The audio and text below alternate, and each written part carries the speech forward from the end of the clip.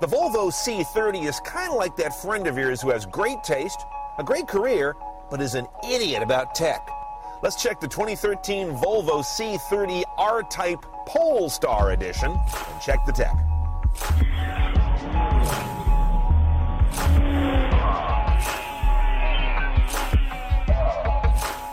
It helps if you're a Luddite who's got good looks, and the C30 fits in there. As you can see, it's the spiritual descendant of the very cool 1800 ES coupe wagon from back in the 70s.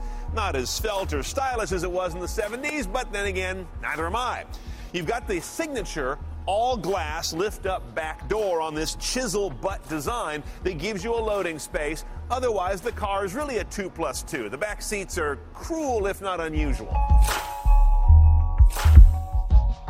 Now, normally I start these little tours at the cabin tech here in the head unit, but not on this one. I got to get something off my chest first.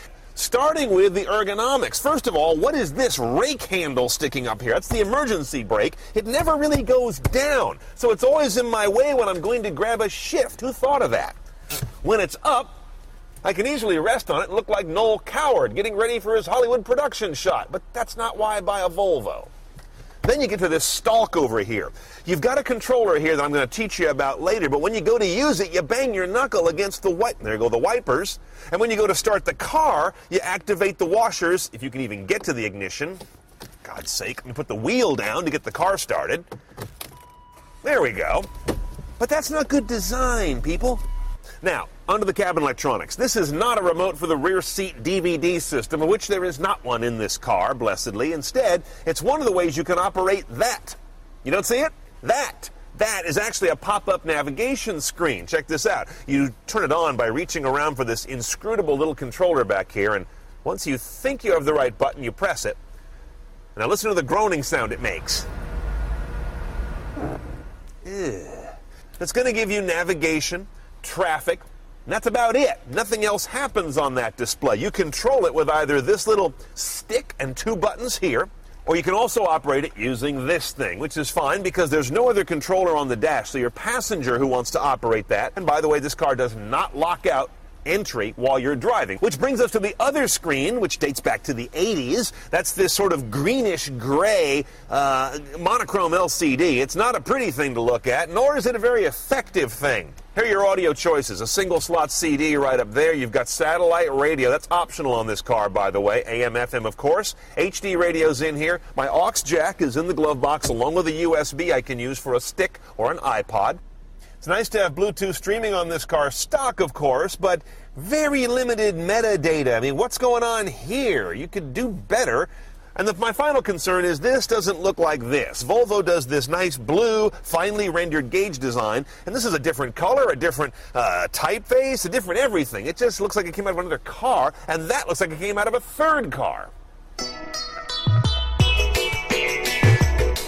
Okay, because we've got a Volvo, things are, shall we say, unusual in the front as well. It's a 5-cylinder. They're one of the few companies that do these. Inline 5, sitting sideways, driving the front wheels. There's no all-wheel drive on this guy, but it is a turbo in all trims.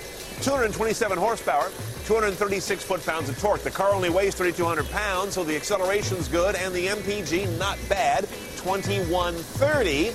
With the 6-speed manual that we have, you lose 1 MPG highway. Now, if you saw that little blue badge on the butt and, like me, thought, what the hell is that? It says Polestar, which means nothing. Well, it turns out it's an engine tuning chip that Volvo installs, factory approved, that really improves your performance. You now have 250 horsepower and over 273 foot-pounds of torque, all without changing MPG or emissions at all, and most importantly, without screwing with your warranty. Let's go see how that works.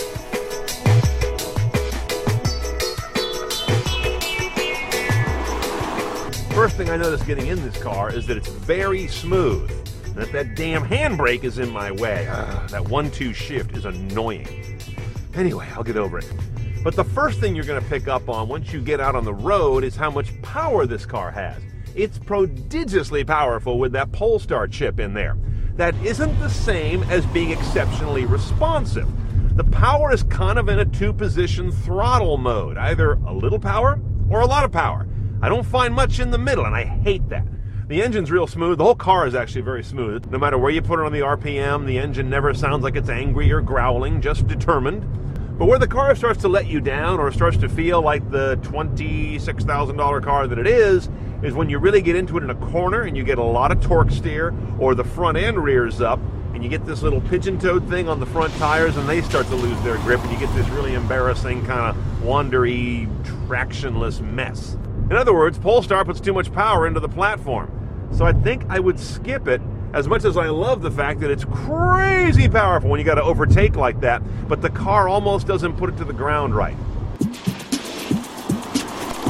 Okay, a C30 is about a $26,000 proposition delivered, but you got a long way to go after that. $2,500 for the R-Type kit, the body kit, the wheels, the sports suspension. You want that. $1,300 for an automatic transmission. You may or may not want that. Another $1,300 for the Polestar package. I think I would skip it. It's impressive, but not something I want to live with every day. Finally, $4,400 for the Platinum trim level. That you kind of want. It has that dopey nav system you don't care about, but it's got premium audio, the glass moonroof, the power and heated seats. I think you mostly want it more than you don't.